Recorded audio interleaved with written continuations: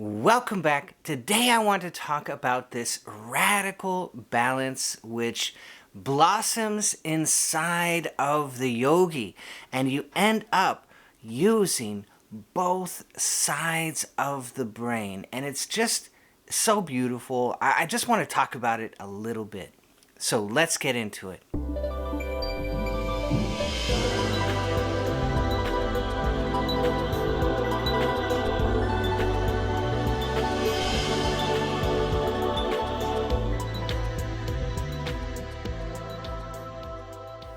So I have this third training on meditative mellows. It's talking to the higher self, and I hadn't originally planned to make that training. In fact, I was going to work on the samadhi training, the absorption and samadhi training, which I'm working on now.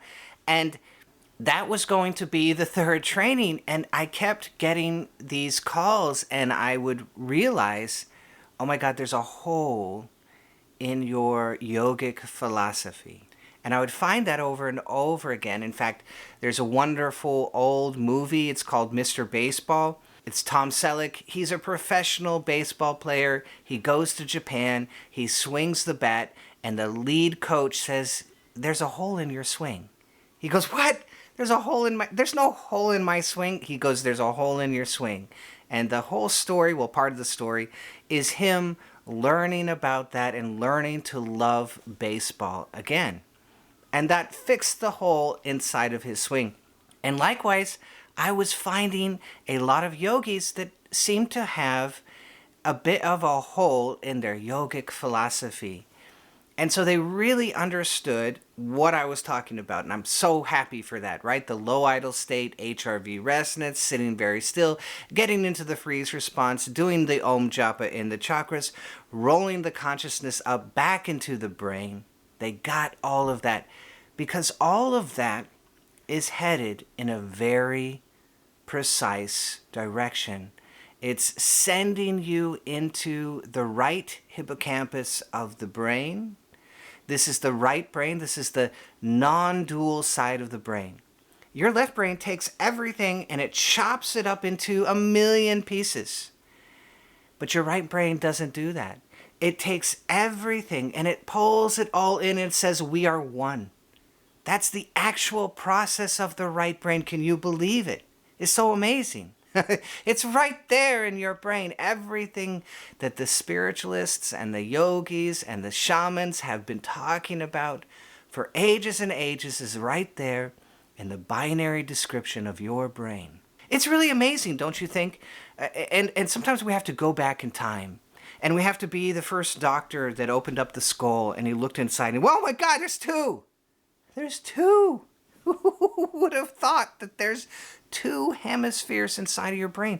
What does that mean? Do we think about these things anymore? No, we don't. We just take them for granted and we don't think about them.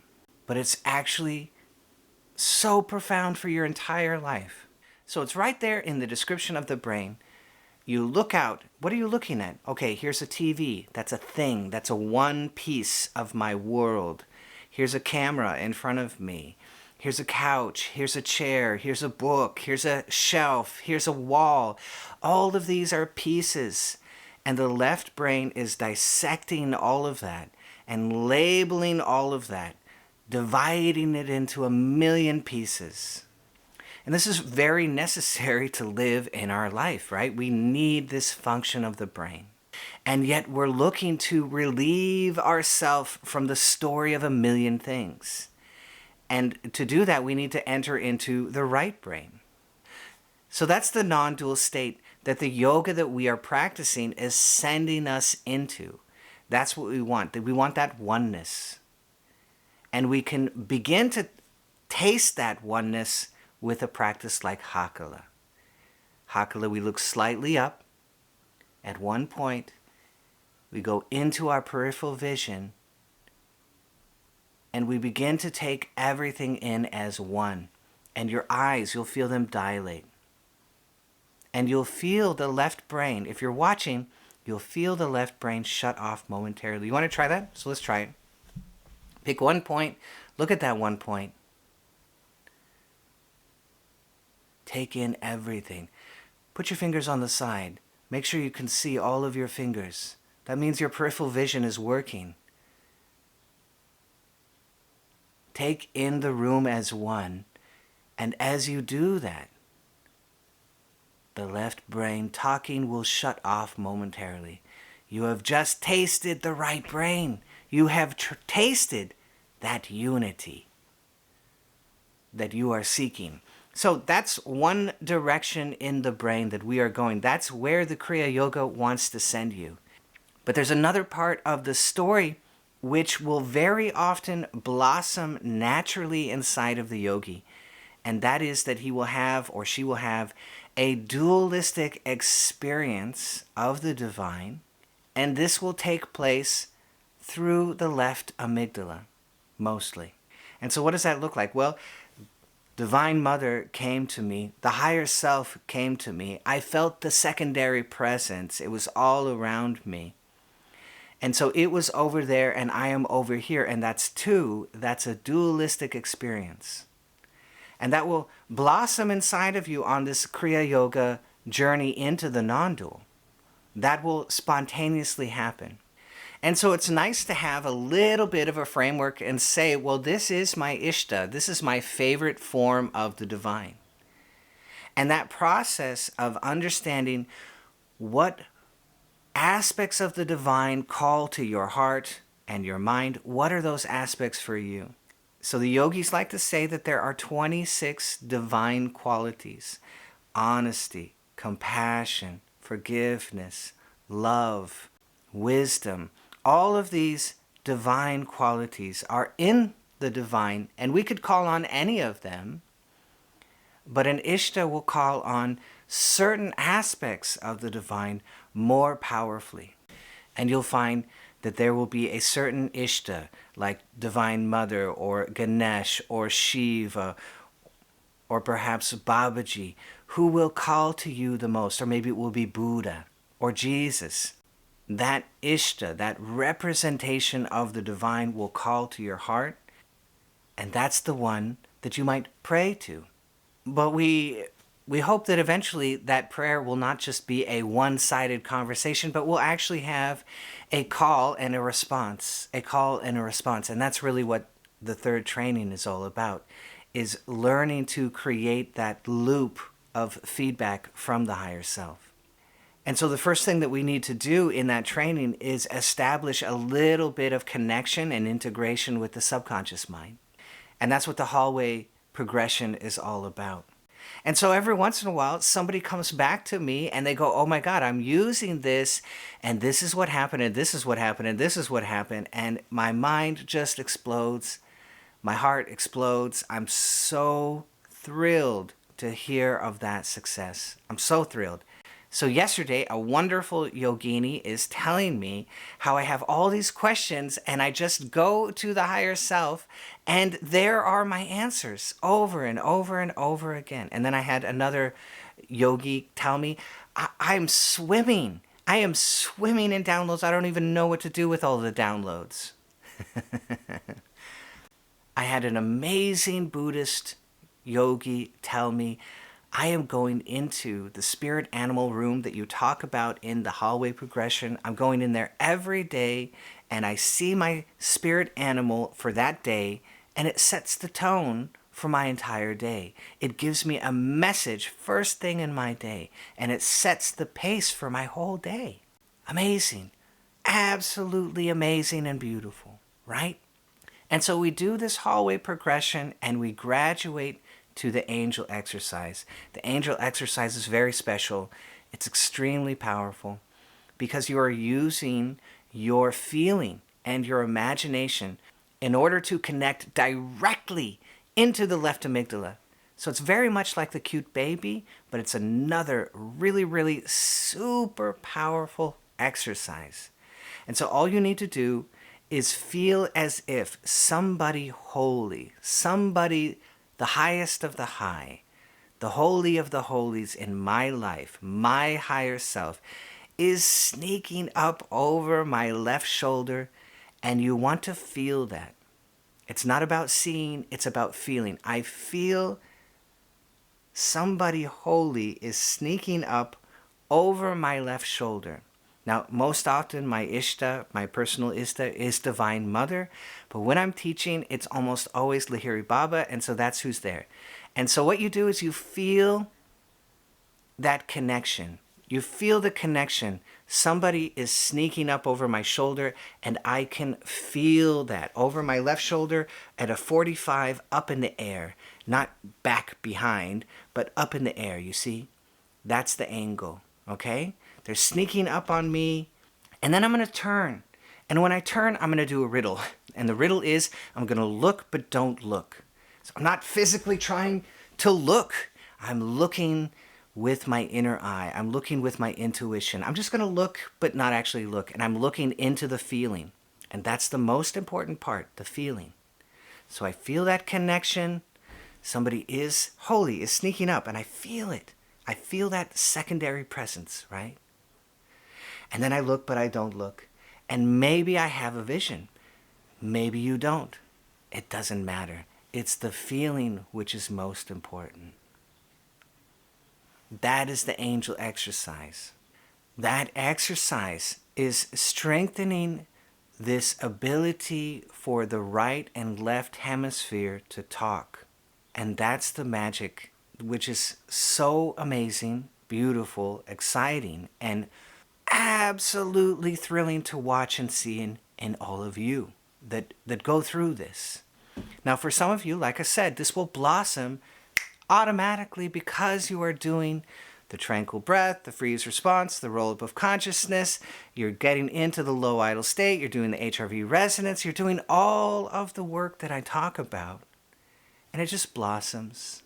And you enter into this download state. And for some of us, we need an extra push. Or we need an extra exercise to build our brain. And that's this, what I'm talking about. The hallway progression and graduating into the angel exercise. And the angel exercise becomes extremely powerful. And now I'm doing this Kriya Yoga. I'm doing this HRV resonance, sitting very still, 4 proofs, Om Japa in the chakras, roll up of consciousness, tranquil breath, freeze response. I'm doing all of that, heading towards the non-dual. And I'm also practicing this angel exercise in a dualistic manner. So I do one, and then I do another. So when I want to expand, and I want to be absorbed into the oneness, then I go on that track. I go into the low idle state. I Om into the chakras. I roll up and I go into absorption. And finally into Samadhi. But when I have a question, when I have a prayer, then I'm going to do the dualistic exercise because I want an actual answer. And the actual answer will tend to show up during a dualistic experience. And what's actually happening is the charge builds up so loudly in the left amygdala that the knowing drops into the left hippocampus. So you might just know, you might just get a feeling of what is right. You might get a vision which you can interpret in your life. You might get a vision that you can interpret, and then later on you can understand what it means. All of that is possible. And now what's happening in the brain? You're going into the right, you're going into the left, into the deep brain on the right and the deep brain on the left. And you're creating this back and forth in your life. It's as if it is exactly how the brain was intended to be used, and you're walking step by step, right then left, then right then left, walking through your life because you can, with the deep brain. Oh my God. And through the wonderful book Purana Purusha, studying deeply the diaries of Lahiri Mahashaya, I realized that's exactly what he was doing. You have to understand the place where the yoga was. It was in India, and they are bathed in Rama, Shiva, Krishna, Hanuman, Divine Mother, over and over and over again. They're bathed in that. He came from that wonderful, rich world full of Ishtas. And then he was going into the non-dual. And the way it showed up in his life, he'll write in his diary, well, Kali came to me, Durga came to me, Krishna came to me. And he would get a message, and then he would go into a samadhi. He would write in his diary, he'd come out, he'd write, I became Kali, I am Vishnu, I am Shiva. He went into that actual oneness. And then he would come out and he would have another vision. And so it's this beautiful infinity figure 8 swimming in the deep brain. And like I said, now you can actually walk forward in your life with both deep hemispheres of the brain. Oh my God. Just, oh my God. So for the yogis that experiment with that hallway progression, they experiment with the angel exercise, they begin to live in this world, which is halfway into another world. It's a strange thing. You're living your outward life, and yet it's deeply connected to your inner life through these downloads that are taking place. So it creates a unity in your life, left and right, coming together, integration. That kind of profound integration, even for great yogis, is very rare. It's very rare.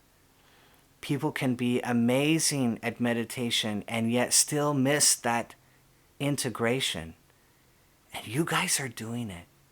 And it just blows my mind. I love it. So I hope you will try out the angel exercise. Again, it's not important if you have the vision. It's important that you feel the feeling, somebody is sneaking up on me on my left shoulder. You use that feeling of imagination to induce the actual connection with the left amygdala. And you do that over and over.